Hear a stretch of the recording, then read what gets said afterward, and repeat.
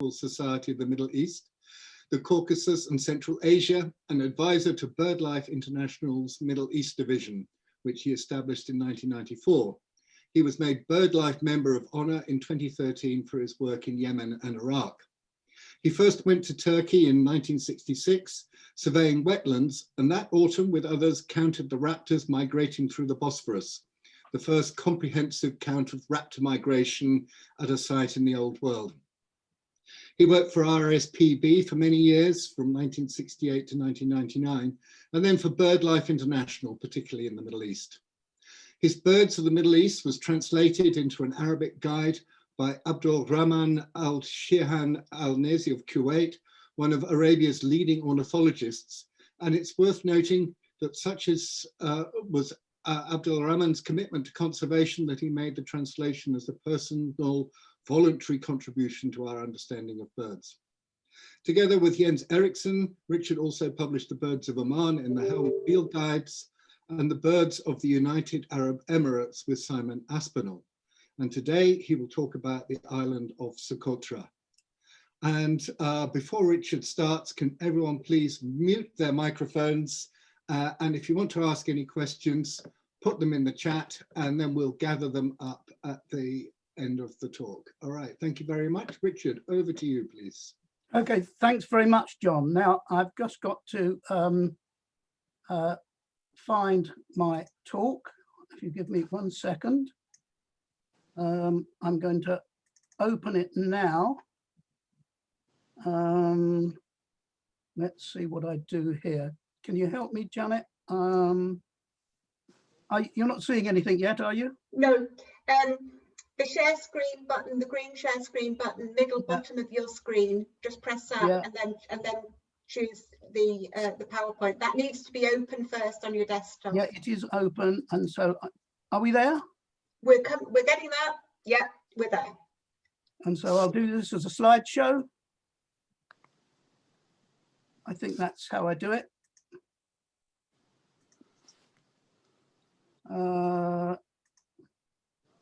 How does that look? Are you seeing that? Sorry, Yeah, lovely. brilliant. Sorry?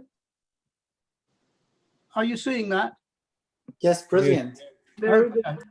Okay, right.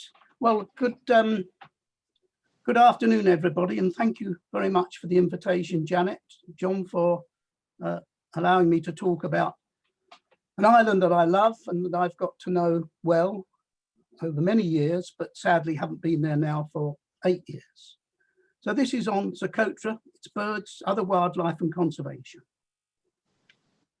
And I'm going to dedicate it to my Socotran friends. They always love and enjoy their wonderful wildlife heritage. I've made very good friends on Socotra, and fortunately through modern technology, I'm able to keep in touch with them regularly. And today I've had 2 emails from them, young Socotrans who are interested in helping their environment.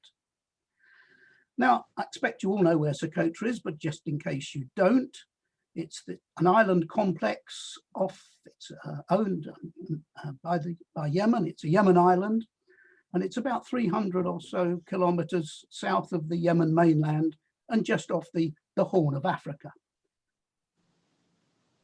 And if we were on a Portuguese boat in the 1500s, this is what we might have painted. This is done by one of the Portuguese sea captains, an image of the island of Socotra, and you'd recognize it today easily if you arrive by boat. And about this time, a very famous person, a very famous sea admiral called Tristan da Cunha visited Socotra, and of course then went on to name the Tristan da Cunha and its islands in the mid-Atlantic. So that's how the Portuguese saw Socotra in the mid-1500s. A little bit about the island. It's about 100 by 300 kilometers. The highest peak is 1,500 meters. Population of over 40,000. That's a missing naught there. And winds in the summer monsoon of over 100 kilometers an hour. And just a few scenes from Socotra, just to give a flavour of the island and its habitats. These are the central mountains, the Hagias in the background, with the world famous dragon blood tree, which is Yemen's national tree. It's got a mosaic of montane vegetation, particularly on the higher slopes. And then dropping down to the coastal plain with its low salt tolerant vegetation against the edge of the foothills. It's got a few estuaries and freshwater lagoons, not many, but of course these attract a lot of birds, like any water does. And there's sea cliffs for nesting seabirds, which I'll be mentioning. And of course, a very rich marine environment. And it's always interesting. We often forget about the sea, and because it's just water, and we don't realize, or at least many people don't realize, just how rich it is under there and how an important environment it is, and one that needs as much protection as the land-based habitats. So Socotra is rich in endemism. There's 307 endemic plants of 14 endemic genera, and I'm sure that others in the audience, Alan Forrest, for example, will correct me if I'm wrong. 40 endemic butterflies and moths, 20 endemic reptiles, 12 endemic birds, and 1 endemic dragonfly. And I will mention the outstanding plant surveys done by the Royal Botanic Garden, Edinburgh, because these have really been at the forefront, spearheaded the conservation understanding of Socotra. And this is Tony Miller, who one of the leading botanists in the Middle East, if not the leading botanist in the Middle East, photographing a Socotra caralluma. And the RBGE have determined that there's over 850 species, 307 endemics, which have all been given IUCN conservation status. And this is just a photograph of one of the special trees, the endemic trees, the cucumber tree on Socotra. Their work also determined the number of frankincense species, 8 on Socotra.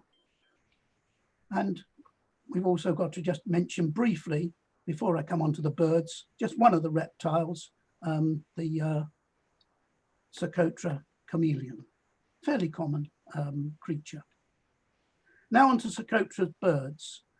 223 species have been recorded, 12 endemics, and there is the link to the checklist of the birds of Socotra, but I'll give information on that a bit later. And this is the most complicated slide you'll have to go to sleep through today. You've got 12 endemic breeding birds. 4 are globally threatened in the vulnerable category, and 3 are near threatened. It's got the highest world concentration of the endangered Egyptian vulture. That's the only endangered species of bird on the island. 21 important bird and biodiversity areas, IBAs, have been identified. And the next fact, I think, is one that's worth taking away with you. The number of endemic birds is higher than that of any country in the Middle East, Europe, North Africa, and Central Asia. I mean, this really is a hotspot of endemism. And it's designated as an endemic bird area and a UNESCO World Heritage Site. Now onto Socotra's breeding birds. And these breeding bird surveys were carried out largely between 1999 and 2011. And I'm glad that Dave Flum is in the audience today, because he came out to help with these surveys, which was a mixture of people from Britain and the Socotrans themselves, and particularly Ahmed Said Suleiman, and also Omar Al-Sahir from Yemen, who took part in the work to determine the number of species, help in the compilation of an atlas.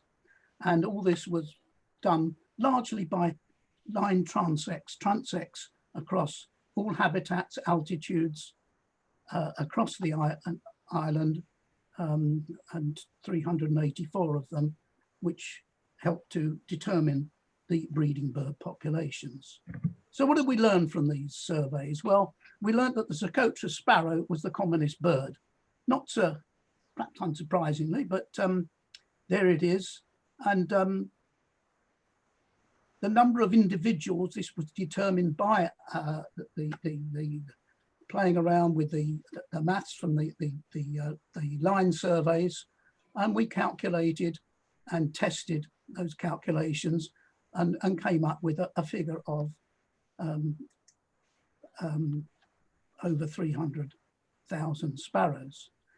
And we also, as I mentioned, plotted their distribution, plotted the distribution of all the breeding birds. And this is the one for the sparrow, the Socotra sparrow. You can see the big dots means where breeding was proven, and the small dots where probably breeding. So a good widespread distribution over widespread habitats. Also breeding on 2 of the outlying islands of Sama and Dasa. And although I haven't got a photograph of it, I will mention another sparrow, the Abdul Kuri sparrow. And down in the bottom left-hand corner, you'll see the island of Abdul Kuri, which has its own special sparrow, the Abdul Kuri sparrow. And this is a globally vulnerable species, threatened species, because of the low numbers there. And more worryingly, it is being targeted as a food, for food, because obviously at the moment, times are hard, and there are relatively small numbers of birds, and the sparrow is the commonest one. The Socotra bunting is one of the rarer of the birds on the island, and it's near threatened. We determined nearly 4,000. Sorry, Richard, could I just interrupt? I think someone's unmuted. Could you all make sure that you're muted, apart from Richard? Thank you. Okay, no, already off again then. So the Socotra bunting, globally near threatened, one of the real special birds, and probably one of the most difficult to see of the endemic birds. And here you see its distribution, much more restricted, largely to the higher ground, the cliffs in the west and the south, and particularly in the Hagir Mountains, which is the central block to the east. One of my favorites is the golden winged grosbeak. When I first went to Socotra, this was golden winged grosbeak, but it's now been split into 3 species on the Arabian grosbeak and on the mainland of Yemen, and here on Socotra, the Socotra golden winged grosbeak. Good population, and this is something that surprised me about the endemic birds, that they were all in reasonable numbers and had a good widespread distribution. So although they're endemics, only confined to one island, it was good to see that the populations were pretty healthy. One of the favorites of all, and one of the easiest birds really to see, apart from the sparrow, is the Socotra sunbird. And here it's feeding avidly and feeds on the nectar of many of the flowering plants on the island. And again, a good healthy population and a widespread distribution. I'm not going to be mentioning all the birds. This is just a handful, just to give you a flavour of the breeding birds and the more interesting ones. The Socotra cisticola, with a population of about getting on for 9,000 individuals. And again, this is a globally near threatened species, confined to really the coastal plains with salt tolerant vegetation. And of course, these areas are vulnerable to development pressure. In one of the talks that Janet arranged a few weeks ago that I attended, I think it was Julian who's in the audience, talked about the, I think it was the caterpillar approach, these the developments that were just sort of eating up these wonderful coastal areas. And of course, this is pressure on a number of bird species, in particular the near threatened Socotra cisticola. I mentioned earlier that the Egyptian vulture is the only globally endangered species on Socotra. It's widespread, and the surveys that we've done suggest about 1,900 birds. Here we see them feeding on the remains of a feast, the carcasses of cattle and sheep after a wedding celebration. And this is, as I mentioned, the highest concentration in the world. And if this were to succumb to the veterinary drug diclofenac that I'd mentioned earlier, and I'll mention again briefly in a minute, then of course you'll be wiping out one of the real treasures of the island, for which Socotra has an international responsibility. And then just to finish on the land birds, the Socotra buzzard. When we first went to Socotra back in 1993, this was a buzzard. It was buzzard, buteo, spur. Don't know what it was. People hadn't named it. It was thought perhaps it was a race of the common buzzard. Perhaps who knows? Anyway, it was just sort of left hanging in the air. And we decided that, well, this wasn't good enough. Let's start to do some serious work on it, looking at the morphology, vocalizations, breeding seasons, measurements, habits, and also, of course, looking into its DNA. And as a result of this, I, together with a colleague, wrote a paper naming this as the Socotra buzzard, Buteo socotraensis. And it was named in 2010. And what interested me as much as that was sitting at home and after a day out in the field and getting a phone call, and I said, "Oh, hello, who's that?" Oh, it's the Guinness Book of Records. So, what do you want? Have you got a photograph, please, of the Socotra buzzard? I said, yes. Why? I said, well, we've just been looking at your paper in the bulletin of the British Ornithological Club, the Bull BOC, and we'd like to include it in the Guinness Book of Records as the newest bird of prey in the world. Well, yeah, I said, yes, of course, I'm delighted. So I sent the photographs, but what amazed me was that there were people sitting in the Guinness Book of Records office looking at one of the most obscure publications you could ever find in the world, the Bull BOC. But there you are, they did it, and so it's there in the Guinness Book of Records. And just finally on the land birds, the Socotra white-eye, largely through DNA analysis, has been named as the latest endemic species on Socotra, bringing the total number of endemics breeding birds to 12. Now to seabirds, because here we have some internationally important populations, 10 species breed, and rats may be a threat to them. We don't know that, but we do know that rats are present on a number of the islands where they breed. And it is islands where most of the seabirds breed, and you'll see there Calfarun and Sabuna, which are really sea stacks, rocks in the sea, which hold the really big seabird colonies. And here we see Sabunia, which was one of the important islands for breeding seabirds.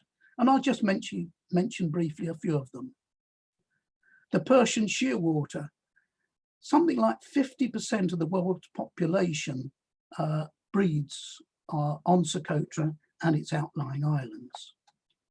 For those of you that know the Manx shearwater in Britain, Western Europe, it's not so dissimilar, but smaller and a much browner upper parts, but can be seen in very, very large numbers feeding off the coast of Socotra, as well as found on the breeding on the islands. The Socotra cormorant, well, there's only about, well, less than 5%, I think, of the world population breeds on Socotra, but it was named Socotra cormorant because the first specimen ever found, collected, was on Socotra, and so it was named the Socotra cormorant. The red-billed tropic bird, wonderful bird, photo taken by my friend Omar Al-Sakir. Something like 12% of the world population breeds on these islands. So these are really important islands for their breeding seabirds. And I think that one of the things that would be worth investigating in terms of conservation is making Socotra a special area for marine protection, a marine protected area. And interestingly, the latest marine protected area that I'm aware of in the world is in the seas around Tristan da Cunha. And as of course I mentioned right at the beginning, it was Tristan da Cunha, who was one of the sea captains who first visited Socotra back in the 15th century. The Junin's petrel. Now this is an interesting bird. Again, when we first went to Socotra, the breeding grounds of this bird were not known. It was just known to be seen out in the seas of around Arabia. There was some suggestion that it might have bred in Oman, but there were question marks about that. So essentially, the breeding grounds were not known. And when we were out there, we were discussing this with several people, and had great help at the time from Miranda Morris, who's so well known as an authority on Socotra. And because of her knowledge of the Socotra language, she was able to talk to people about this seabird and had people seen it. And gradually we built up a picture, and I said, well, look, I reckon that this bird is in fact nesting on these cliffs here. These aren't the actual cliffs, but similar to this. And so I suggested to my Yemeni friends that Socotran friends, that they investigate it. I wasn't going to investigate, so up they went. In fact, they didn't go up. They got some of their colleagues to go up, because these people had in fact been visiting these nesting sites, not knowing, of course, that they were Junin's petrels, because they were collecting the fat chicks of the Junin petrel, because they're very, very rich in fat and oils. And so here they went up, and my friend Ahmed Said passed up a camera, and they took this photograph of the Junin's petrel with its egg, the only photograph of a Junin's petrel and its nest ever taken in the world. You can see from the maglite torch in front some idea of the size of the bird. So this was discovered by our Socotran friends in 2000, the first breeding site of this seabird. Winter visitors and migrants to the island. 85 species are regular winter visitors and migrants. The commonest are seabirds and waders. Most passerines, that's small songbirds, are uncommon, and you get sudden invasions. So, as I mentioned, seabirds are really common migrants, and here in the middle, the ones with the orangey yellow bills are lesser crested terns, stopping off probably on their journey from East Africa, the seas off East Africa, to fly up to their breeding islands in the Arabian Gulf. So it's a really important stopover site for seabirds and wading birds.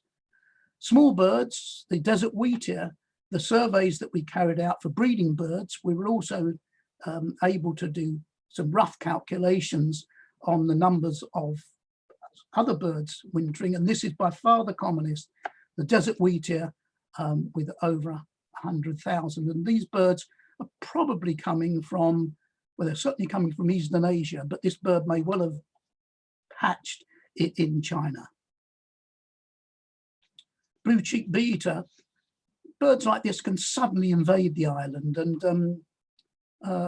one day in October we recorded over 2,000 just suddenly arrived out of the blue, probably caused by vagaries of the weather systems we didn't understand. But so it's an exciting place for finding some exciting birds.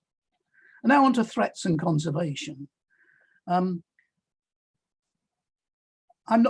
spend a lot of time on threats because I want to just talk a little bit more about conservation in a minute. But these, as I see it, as far as birds are concerned, and this of course will apply to other taxa, these are the main threats: overgrazing, unsustainable livestock numbers, destruction of woodland, potentially poisoning and pesticides, alien introductions, and unplanned development.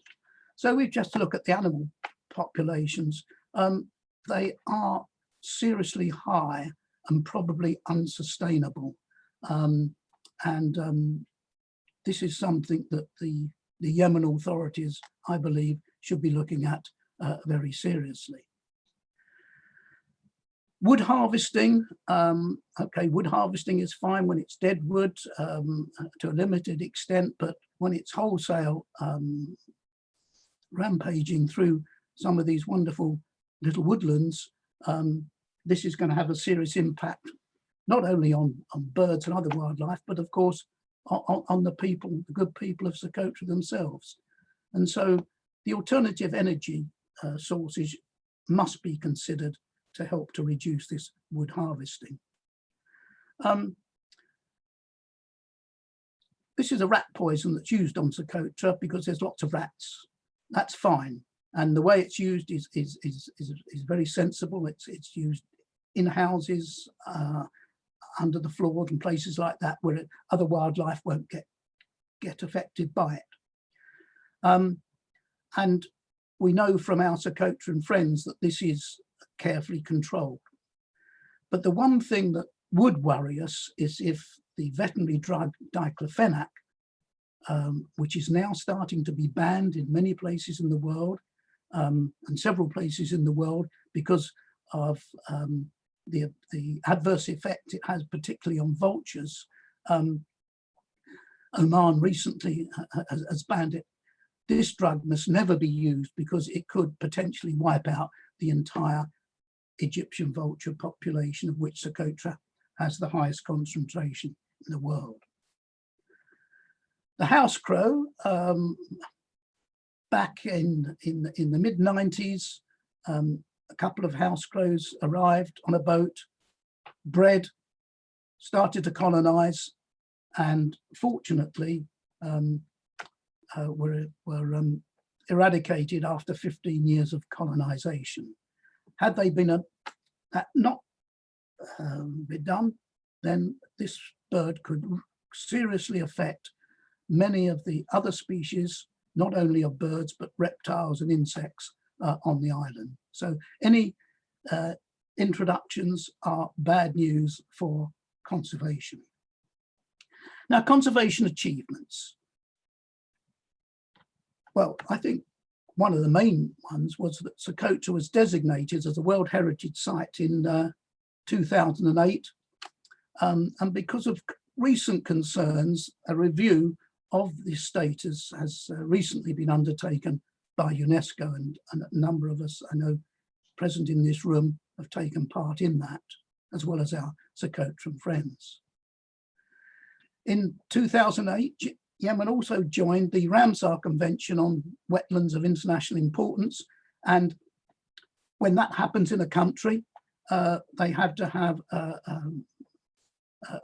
a designated site, and Socotra's Ditwa Lagoon which you can see in the background there, was Yemen's first designated Ramsar site.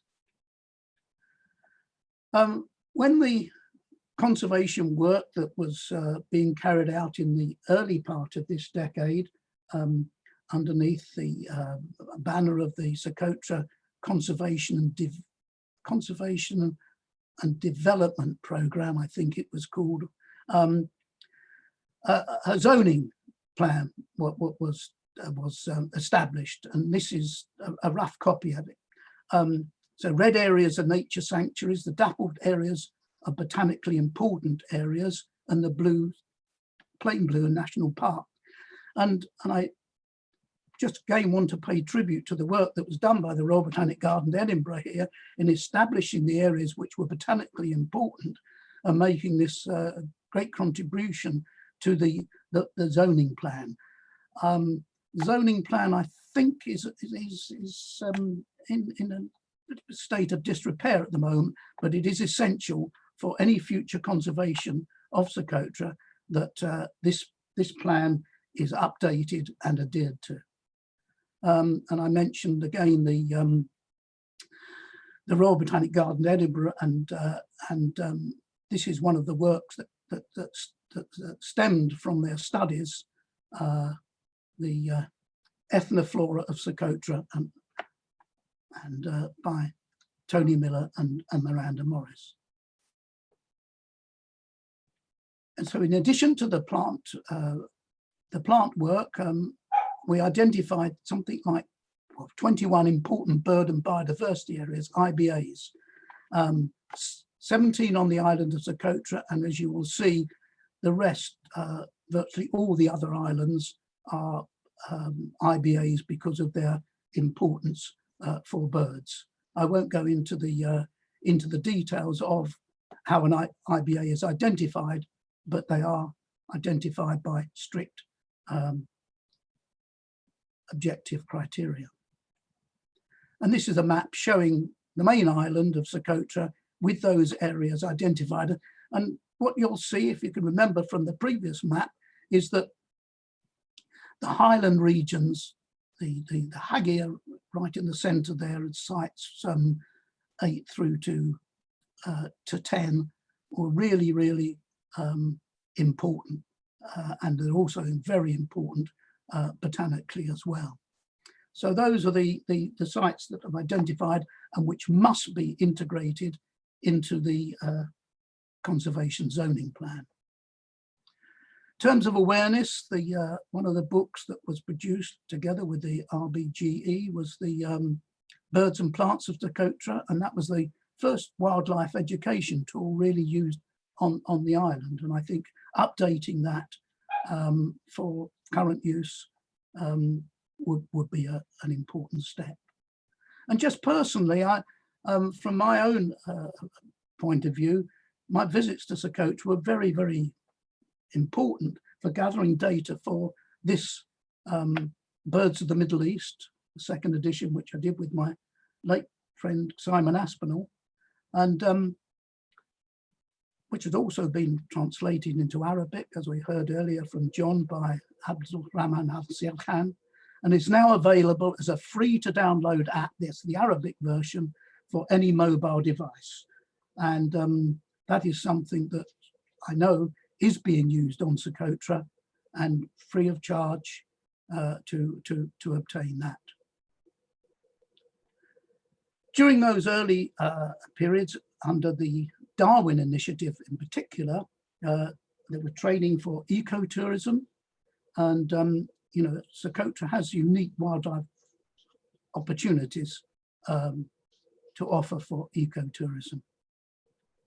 And then recent conservation actions under the current UNEP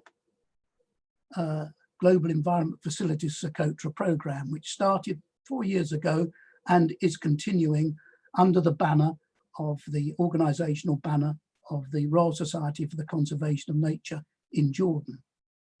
And under this program, a database of fisheries was established, also a database for biodiversity and development for conservation planning, mangrove replanting program, frankincense and dragon blood tree replanting program, vulture awareness events, and wildlife lessons for schools, and a few other things too. So a biodiversity database. Now this is essential. If you're going to take conservation seriously, you've got to know what you've got, and establishing a database of all biological taxa is vital, be it butterflies, reptiles, plants, or birds.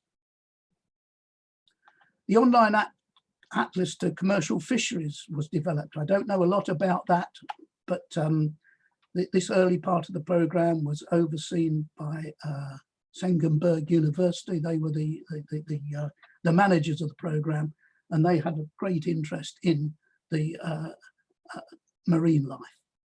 And so this online atlas of commercial fisheries will be, I think, an important tool for sustainable fishing.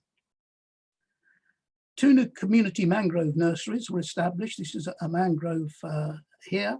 And the reason for this was because a lot of mangroves were destroyed by hurricanes on the island. And mangroves are such an important protective plant for things like tsunamis, as well as being wonderful in their own right for the wildlife that they support. So this has been realised, and this was an important part of the programme, as was nurseries for replanting frankincense and dragon blood trees. I don't know how successful these have been, but dragon blood trees were uprooted, I think, quite seriously by recent hurricanes, and as well as not being regenerated at the rate of which conservationists feel they ought to be, that they need some help. So this, I think these nurseries are experimental, but I think they're going to be a worthwhile part of the future programme under the UNEP Jeff work. Also introduced was rotational grazing site trials. I mentioned earlier that overgrazing is a serious concern, and trialling grazing sites to see if grazing can be undertaken sustainably is an important step, part of that programme. There's been a community shop for nature-based products so that the good people of Socotra can be involved in making money, making a living from their wildlife resources in a sustainable way, so that they can then start to realise how important those natural resources are. 20 environment lessons for children were devised, and I was involved in some of them, and this is one. Lesson 6 was on bird migration, and this was produced under the Socotra Conservation and Sustainable Development Project. And what interested me was that the cause that they wanted more and more of these programs on bird migration. It was the one thing that really, really did fascinate the young people of Socotra. And this is my friend Ahmet Said using the book that I mentioned earlier on the birds and plants of Socotra to try and help and encourage young children. They also had ran events for celebrating the International Vulture Awareness Day, and these were supported by a number of organisations. The Ornithological Society of the Middle East included, as well as BirdLife International, and they had painting competitions. It's wonderful drawing there of an Egyptian vulture and the sad-looking person and girl on the left-hand side, because of all the plastics and rubbish which are being thrown into the oceans. Certificates for the best artwork were presented, and there was also, in these events, there was plastic awareness with plastic collection from the beaches, and this is only one of the photographs that I was sent during those days, but the amount of rubbish and plastic that was being collected was really really worrying. And it was great that our Socotran colleagues were realizing that this was an issue that had to be addressed. And then very near the end, I just want to mention a lovely little story which happened purely by chance. Colleagues of mine were undertaking research into the migration of cuckoos in Mongolia. And so they put satellite tags on these cuckoos, and the cuckoos migrated. Initially, they hadn't got a clue where they were going to migrate to. They thought it was going to be south of Mongolia into somewhere into Southeast Asia, but no. From Mongolia, they went towards the west, across India, down into East Africa to winter in East Africa, in the Kenya area. And if you'll notice there, one of the lines goes right the way across the island of Socotra. This is one of the cuckoos that ringed and satellite tagged in Mongolia, so that it could be recorded throughout its whole journey by satellite. And so there it is, flying across the island of Socotra in a letter that was written by the young people in school on Mongolia to the children on Socotra. And that letter says, "Dear Socotran school children, how are you? My name is Nimingu. We are delighted to know that Namja," that's the name of the cuckoo that flew over Socotra, "flew over your special island in the Arabian Sea. It's just amazing to imagine how these little birds went that far. As you may know, these birds get caught in Mongolia, where we live, and fitted with a satellite tag so we could track their long migration. We look forward to seeing these cuckoos back in Mongolia. We send our good wishes." And that was from the high school in Binda village. And the Socotran children replied. And this is just one. There were 6 letters that were sent, and this was one of them, with the Egyptian vulture at the bottom. "To our friends at Binda village schools, my name is Ashraf Saeed. I'm studying in the 2nd year at Khalid bin al-Hahid High School. Thank you for writing to us. We are also amazed by the small bird Namja for traveling such long distances. We hope Namja will return safely and fly over Socotra on its way back home to Mongolia. I wish you can visit Socotra one day and see its rare birds and plant species. Below is one of the interesting birds, Egyptian vulture, locally called Suayadu." Wonderful stories from children. And just to finish, anyone interested in learning more about Socotra, the Journal of the Friends of Socotra, TIFE, is well worth reading, produced both in English and in Arabic. And there's a good website too to look at. Recently published, a brave publication in these troubled times, a travel guide to Socotra, published by Bratt Books, and let's hope that things will be improved. It will improve so that tourism can be on the ascendancy once more, because this does help to bring in vital income to the Socotran people. And as far as birds are concerned, the Journal of the Ornithological Society of the Middle East, Sandgrouse, publishes many papers, including those on Socotra's birds. And in the recent issue, my good friend Ahmed Said wrote a paper about the discovery of white-faced whistling ducks, 12 of them, which arrived in January this year, a new record for the Middle East.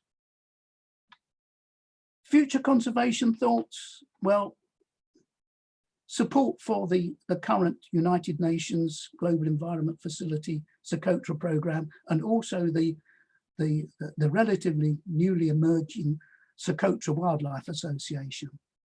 Increase in environmental education and awareness, and ensure that biodiversity knowledge is integrated into the conservation zoning plan. That really must be resurrected under the next phase of the UNEP project.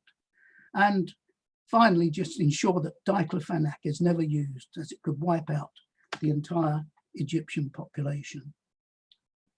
So just acknowledgements to BirdLife, OSME, Centre for Middle Eastern Plants, that's part of the Royal Botanic Garden, Edinburgh, the Environment Protection Authority, and the Darwin Initiative. So thank you very much for listening. And just before I go, I thought I ought to prepare this as it's nearly Christmas. Thank you, everyone. Thank you very much, Richard. That was really excellent talk.